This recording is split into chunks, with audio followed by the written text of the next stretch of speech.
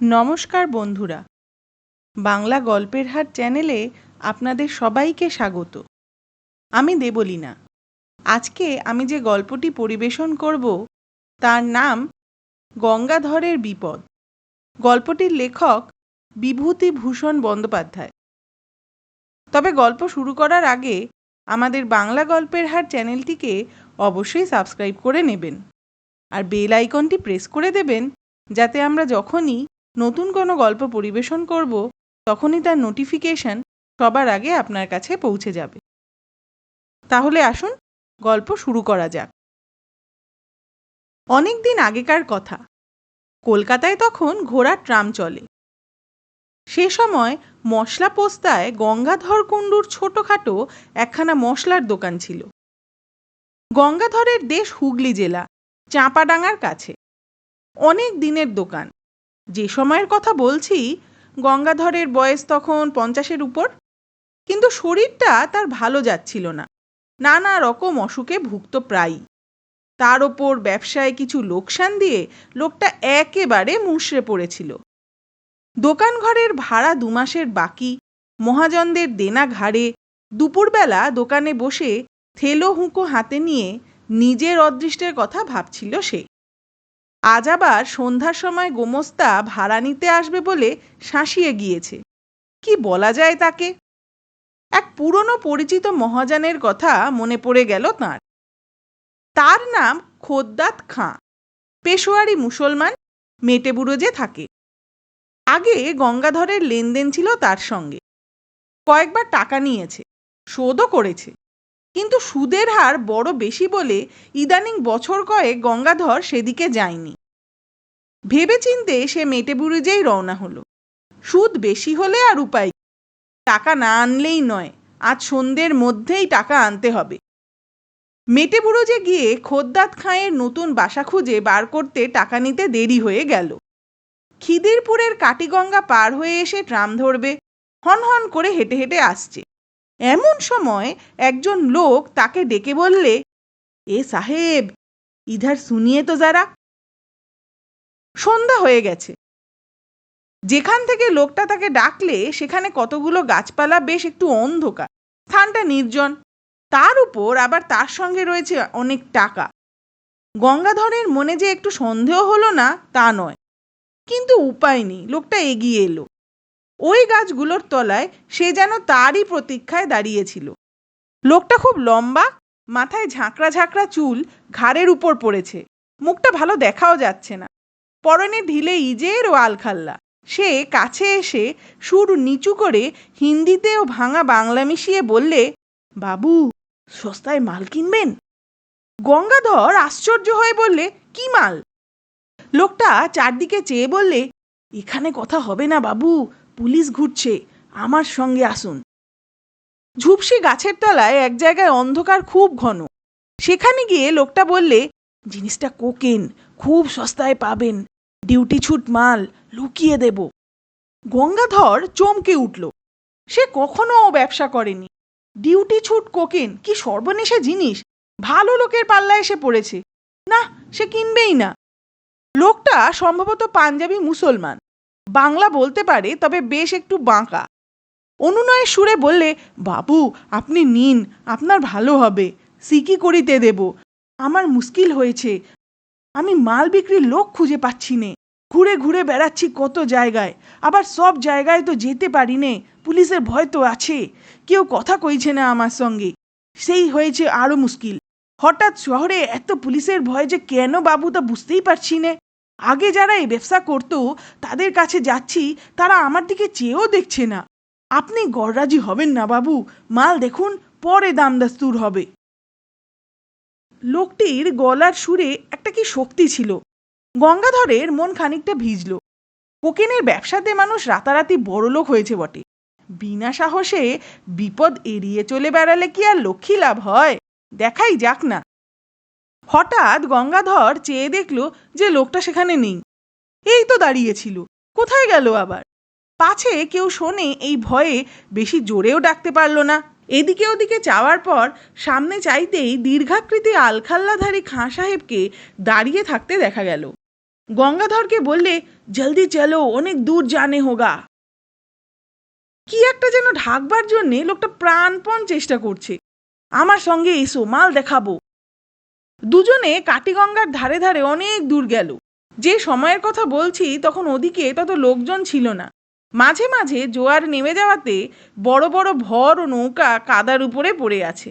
দু একটা করাতের কারখানা, তাও দূরে দূরে। জলের ধারে নোনা চাঁদা কাটার বন, পেছনে অনেক দূরে খিদিরপুর বাজারের আলো দেখা যায়। পথে যেতে যেতে খাঁ সাহেব একটা বড় অদ্ভুত প্রশ্ন করল। গঙ্গাধরের দিকে চেয়ে বললে, আমায় দেখতে পাচ্ছ তো? লোকটার চোখের চাউনি অদ্ভুত। গঙ্গাধর অস্বস্তি বোধ করল। খুব ভালো দেখা যায় না, কিন্তু ওর দুই চোখে যেন ইস্পাতের ছুরি ঝলসে উঠল। না, তার সঙ্গে টাকা রয়েছে। এই অবস্থায় একজন সম্পূর্ণ অপরিচিত অজ্ঞাত কুলশীল লোকের সঙ্গে একাই সন্ধ্যাবেলাতে সে যে এতদূর এসে পড়েছে, লোভে যে মানুষের জ্ঞান থাকে না তার ভেবে দেখা উচিত ছিল। কিন্তু যখন এসেইছে তখন আর চারা নেই। বিশেষত সে যে ভয় পেয়েছে এটা না দেখানোই ভালো। দেখালে বিপদের সম্ভাবনা বাড়বে বই কমবে না। ছুরি বার করে বসলে তখন আর উপায়ই থাকবে না। অনেক দূর গিয়ে মাঠের মধ্যে একটা গুদাম ঘর, একটা গাছের গুঁড়ি পড়ে আছে। গুদাম ঘরের দরজা থেকে একটু দূরে, তার ওপর গঙ্গাধরকে বসতে বলে লোকটা যেন কোথায় চলে গেল। গঙ্গাধর বসে চারদিকে চেয়ে দেখলে গুদাম ঘরের আশেপাশে সর্বত্র আগাছার অনুচ্চ জঙ্গল, নিকটে কোথাও লোকজনের সারা শব্দ নেই। অন্ধকার হলেও মাঠের মধ্যে বলে অন্ধকার ততটাও ঘন নয়। সেই পাতলা অন্ধকারে চেয়ে দেখে গঙ্গাধরের মনে হলো গুদামঘরটা পুরনো এবং যেন অনেককাল অব্যবহার্য হয়ে পড়ে আছে।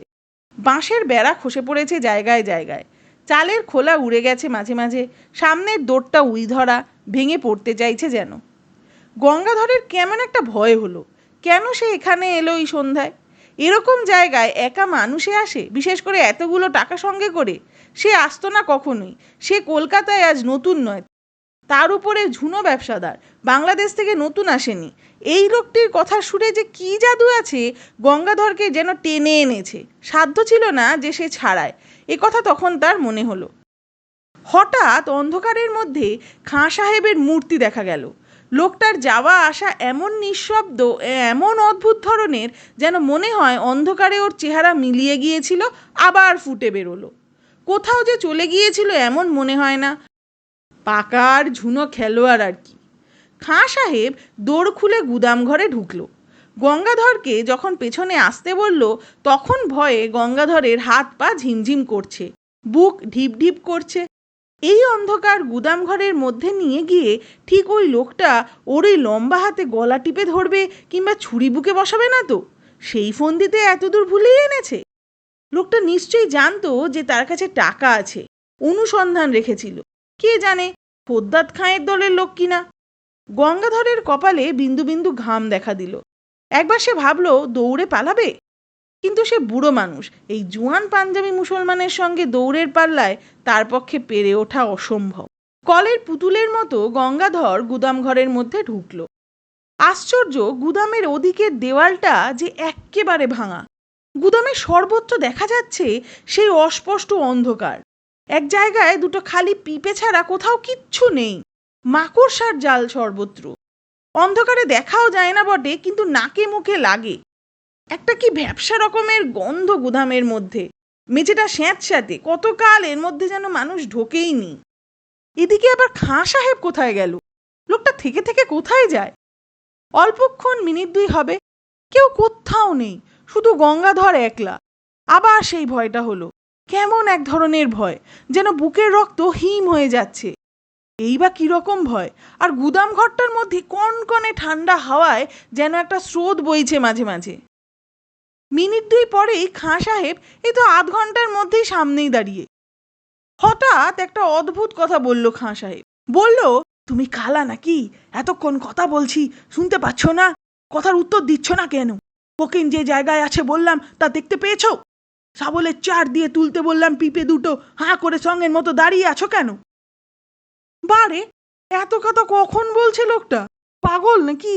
গঙ্গাধর কেমন যেন ভ্যাবাচাকা খেয়ে গেল।